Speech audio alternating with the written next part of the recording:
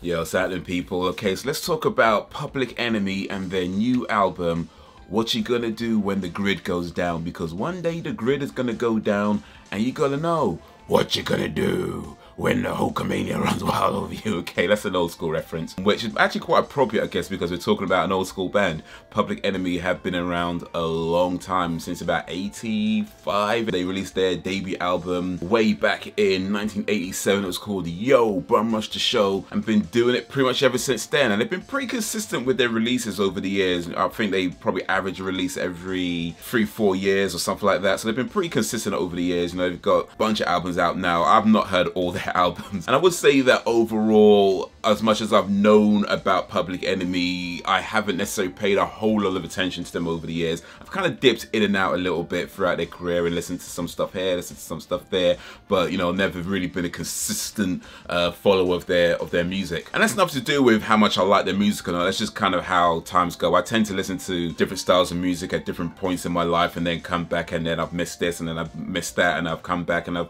missed that again, and then it just is what it is. But now it is the year 2020. It is September 27th as I record this particular video. They released their new album on September 25th,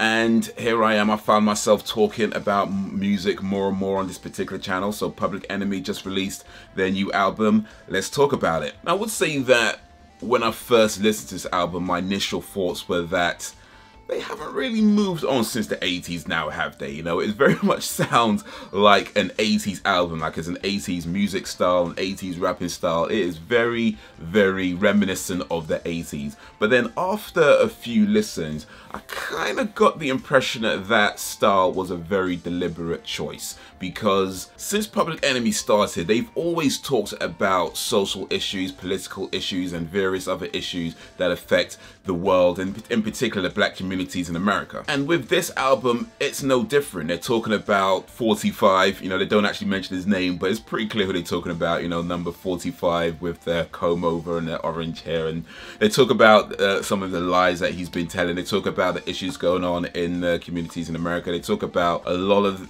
the social injustices that are happening. And it's not new. You know, these issues are not new. This album is new.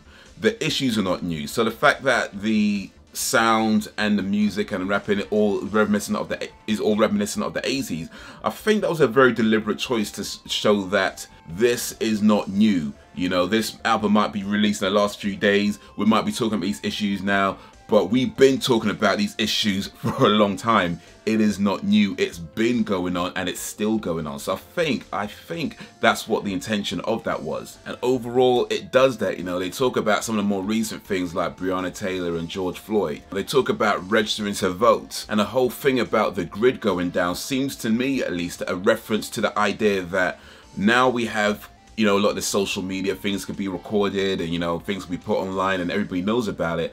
But it could so happen that one day we might not have these things, and then what are you going to do? Are you still rocking with us? Because these issues have been around before all of that, and possibly could be around after all of that. So when all of this goes, when we don't, if a day comes when we don't have camera phones to upload to the internet, when we don't have things to film it and everybody, and you know, get information out that quickly, what are you going to do? You know, are we still going to be trying to fight against these injustices? And if so, how are we going to do it? And I think that's what they're trying to reference with the album, with the title, and even with the album art as well. It seems to be like, you know, you got like the telephone cables on fire, and I know the album is mostly the same as their previous album, but there are a few slight differences here and there. So you've got the broken computer, two broken monitors on this one. For the last one just had one broken monitor, but this one has the valley background with the burning telephone pole. So yeah, once this all goes down, what are you gonna do? How are you gonna still be fighting these causes? How are you gonna be fighting these causes? You know, what are you gonna do when this all goes down, or if it all goes down? Hopefully it doesn't go down. I like social media, even though it has its issues. Let's be clear, social media has its problems, definitely, but I like it. So hopefully it doesn't go down. But if it does go down, what you gonna do? So for me, the standout tracks in this album are Public Enemy #1, well, one with a W actually, featuring Mike D, Ad Rock, and Run DMC, that's a banger. I really like the intro with Mike D and Adrock, sort of reminiscing about a time when they first heard Public Enemy for the first time and listened to the table. And it's got a little bit of humor in there as well, which is pretty cool. I like the humor, so that's me. So cool track. I really like Smash the Crowd featuring Ice-T and PMD. That's a banger. Ice-T's verse is awesome. I'll say the most standout track for me was Fight the Power Remix 2020 featuring Nas, Rhapsody, Black Thought, and Jahi. In particular, Rhapsody's verse, in particular, there's a couple of lines in there where she says they love Black Panther but not Fred Hampton. I don't know why that stuck in my head so much, but for some reason when I heard that, it just really stuck in my head. They love Black Panther but not Fred Hampton. I've never heard of Fred Hampton before this, so I felt galvanized to look up the name. And for those who might not know, Fred Hampton was the leader, or one of the leaders, of the Black Panther Party. He was chairman of the Illinois chapter, and he was assassinated at the age of 21 years old. Young dude, man, young dude, but he did a lot during his lifetime. And it's crazy that, you know, people who do so much, but we hear so little about them. You know, and there's a line in one of the earlier tracks on the album when they say, if you don't know where you're coming from, you never know where you're going. And I think that's 100% true. Like, knowing your history is so important. And not just, you know, not just like, say, black history, but your own like family history is important. Knowing your family history, knowing your community history, knowing the history around you, you know, it's so important. But when school, at least when I was in school, a lot of this stuff was not taught. And I know you can't teach absolutely everything. Of course, you've got a limited amount of time and a lot to get through.